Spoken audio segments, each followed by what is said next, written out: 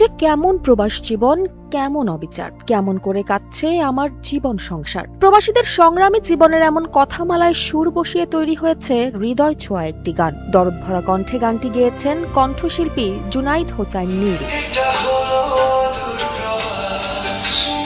দূর প্রবাস নামে প্রবাসীদের জীবনের হাহাকার নিয়ে নির্মিত এই গানের রচনা ও টিউন করেছেন জুনাইদ হোসাইন নিজেই। ৩০ আগস্ট সন্ধ্যা ৬টায় নেক্সট ওয়েভ ইউটিউব চ্যানেলে গানটি প্রচার করা হবে বলে জানা গেছে।